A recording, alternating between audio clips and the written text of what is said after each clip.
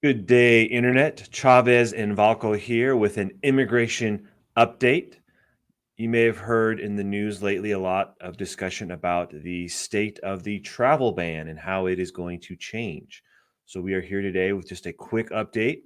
First off, going to discuss a little bit the current situation, which right now, air travel in the United States requires a negative PCR COVID-19 test taken within 3 days of departure. Um, Non-essential land travel has been banned. So this would be someone trying to enter the U.S., as a tourist via land border. Um, Essential land travel is permitted and does not require a test. Um, but this is the most important part. Travel from dozens of countries is currently banned, right? That includes most of the European Union, the UK, China, India, Brazil, South Africa. So, what we know, the problem right now is there are just hundreds of thousands, if not millions, of people that are unable to leave to go see family because they can't get back or left and now can't come back into the United States. It's created a big problem. Andrew, what is the update? So, starting November 8th, a new travel system is going to go into effect. Essentially, they're going to drop the current travel bans and replace it with a system of testing and vaccine requirements. One important thing to note is that these testing and vaccine requirements are going to be across the board. So there may be people who were not subject to the travel ban to whom this may actually be kind of a bad thing. Whereas the people who are had been subject to the travel ban obviously view this as an improvement. So how will this update impact air travel? So, for all air travel, you'll be required to have proof of full vaccination and a negative PCR test taken within 3 days of your departure. They still need a test, but we're adding proof of vaccination. How will this impact land travel? So, for right now, non essential land travel will fully resume starting November 8th, but will require proof of the full vaccination as well. Whereas essential land travel will require proof of the approved vaccine starting in January. So, that exact date hasn't been determined yet. There's also no, sorry, there will be a negative. Sorry, there's not a negative PCR requirement for land travel. So the land travel, obviously, it's kind of broken into two parts. So people looking to enter as a tourist will be able to do that if they're fully vaccinated starting January 8th. And then they will be requiring vaccines for everybody entering via land in January. So, of course, the important question here is, well, which vaccines are accepted? So currently, all the FDA and WHO approved vaccines are the Moderna, Johnson and Johnson, Pfizer, Biotech, the Oxford, AstraZeneca, Covishield, Sinopharm, and Sinovic. That's 6 vaccines. Now, this could change. Now, remember, one of the things that's important here is they have not released all of the details yet. So more details will hopefully come out before November 8th. That list could change. But as of right now, there are 6 approved vaccines. So if you got the Sputnik, you're out of luck. You might want to start seeing if you can actually get one of these 6. Um, so what proof of vaccination will be accepted? So here in the US, obviously, you get the little card from the little CDC card. But then there's like countries that have like apps and stuff. So what's the proof of vaccination? Uh, to be determined. So we're still waiting for more guidance from the CDC and other federal agencies about exactly what evidence is going to be permitted to show proof of vaccine. The assumption is that if you were vaccinated in the US, you'd have one of the CDC cards, and that would probably be fine. Um, it's going to be about people that were vaccinated outside the US where they're still trying to kind of figure out what exactly is going to be acceptable. Interesting enough, how will this impact Americans? Because it's not just going to impact foreigners, but it's also going to impact Americans traveling back to the U.S. So for vaccinated Americans, they'll still need to show proof of a negative PCR test taken within 3 days. For unvaccinated Americans, they'll have to show proof of a negative PCR test taken within 1 day and then test again upon arrival. Um, that second one, I don't know. That seems like it's going to be a little problematic because they say PCR test taken within 1 day, but depending on where you are, those can take a couple of days to get the results. So I don't know if that 1 day is going to be from like when you take it or from when you get the results, and then test again upon arrival. So, and then again, what about children? Because we know in the US, vaccines are only available to 12 and up. So what we're expecting is that the vaccine requirement will apply to individuals 18 and up, but we're still waiting on more information about this one. The testing requirement applies to anyone 2 and up. And then the $1 million question, at least in the United States, because we know there's a lot of vaccine resistance and hesitancy, is will there be exemptions from the vaccine requirement? We're expecting very little exemptions, but same as a lot of the rest of this, there's more additional evidence is still coming. I mean, very limited exceptions is the quote to date, right, from the administration. Some examples that I've seen kind of floated out there are obviously children. Um, One was COVID-19 vaccine clinical trial participants. I'm not 100% sure what that even includes. And then humanitarian exceptions for people traveling for an important reason and who lack access to vaccination in a timely manner.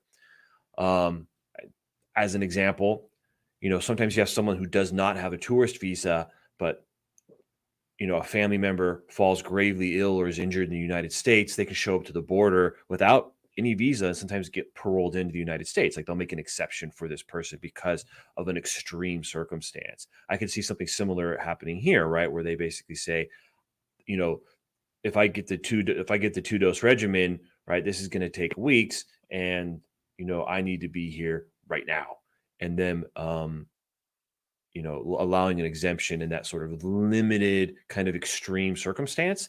But I've also seen floated that people who receive these limited exceptions may be required to agree to get vaccinated upon arrival. I'm not sure how exactly they're going to enforce that. Like if there's going to be a CBP officer there with a needle in their hand, like, hey, come with me to the little room, or what. Um, but it seems like whatever exemptions they are going to have are going to be extremely limited. Um, Now, we know that there's been an earlier announcement about vaccines, so some people may be confused between the one now, which is affecting essentially just travel in and out of the United States, as opposed to the earlier announcement. So, what did the earlier announcement about vaccines cover? So the earlier announcement covered people that are applying for residency. So this went into effect the start of this month, actually. Everyone applying for residency has to complete a medical exam, which includes several vaccines. Now they're going to add the COVID-19 vaccine to that list of mandatory vaccines. Yeah, so as part of the residency process, right, whether you're inside the US or outside the US, you have to get a medical exam done. It covers a number of things, and a number of vaccines have always been a part of it. This is not something new, having vaccine requirements as part of residency. It's just that they've added COVID to the mandatory list. Again, which vaccines are accepted? COVID-19 vaccines are accepted for residency. So it's that same list of six. So Moderna, Johnson Johnson, Pfizer, and so on. Now, here regarding exemptions or waivers, there's actually a lot more defined law and regulation about it here in this specific context. So first off, are there any waivers of the vaccine requirement? Yes, so there's a blanket waiver that's applied if it's not medically appropriate, which is defined 4 different ways. So vaccines age is not age appropriate. There's a pregnancy or immune compromised condition, nationwide vaccine shortage, or the vaccine's not routinely available. And the key here is that this is something that will actually be certified by the doctor doing the exam. They'll, put it onto the exam, which is then typically sealed and then not opened until it's given to, an immigration official. Um, so a lot of those, kind of make sense. Hey, there's no vaccines where I am, or I'm pregnant and can't take it. That's like actually one of the more common ones we tend to see. Um, is there a waiver due to religious belief or moral conviction? Yes, but that applicant has to be opposed to all vaccines in any form. So you can't have gotten your flu shot last year and then now say, well, I just don't want the COVID shot, but I'll still take another flu shot. Yeah. So the more common one, and we've seen this actually come up a lot recently, right? Where people are like, well, yeah, I got all the vaccines when I was a kid and or whatnot, all of those sort of standard ones, but the COVID one, I don't. And it's like, well, great, you're not going to get a waiver. Period. Like you have to show that you have um a sincere, and that's something they can question whether or not it's sincere, uh, objection due to religious belief or moral conviction. Um, and again, this only applies to people applying for residency. As of right now, we're not thinking that this religious belief or moral conviction waiver is going to apply to just travel, um, right? Because I don't think CBP officers really have the time to be sitting there and debating people's sincere moral convictions at the port of entry as they're trying to process, thousands and thousands of people. Um, so the main thing here is to know that this update is very real. It's starting November 8th, but we're gonna have to keep our ear to the ground as more details come out about specific things regarding um, are they going to add any additional vaccines to the list, um, the exact age requirements, and then of course more detail about the exemptions. So to recap, starting November 8th, if you enter the United States via air, you will have to have proof of a full vaccination and a negative test. Non essential land travel will resume, but requires proof of vaccination.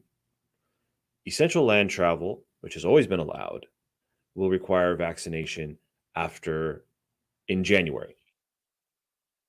And the most important thing, I think, for most people is that the travel ban to specific countries will be dropped. Um, So I think a lot of people right now, especially like in places like India and the European Union, are kind of rejoicing. What we don't know is what impact this is going to have on the consulates. Because right now we have a lot of people who have a visa but can't travel. Great, if they're vaccinated, boom, they can travel. But what we don't know is the what the impact this is going to have on the people who are still waiting to get a visa appointment, as a lot of the consular posts are closed. Are they going to start to reopen? um, for people who are vaccinated. And again, how are they going to do that? Like, are you going to go schedule your appointment and then get an email that says, hey, provide proof of vaccination, and then you just email it in and you keep your appointment? Or if you don't respond, it gets canceled. I mean, we don't know. They haven't elaborated on that yet. What impact these vaccination requirements are going to have on your ability to get a visa appointment. We still have to kind of wait and see how this is all going to play out.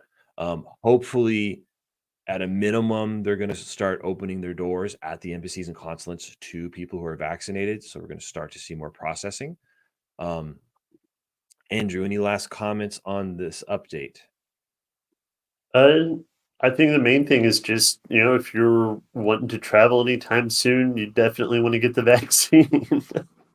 If you want to come to the US, get one of the approved vaccines. I mean, that's just how it is.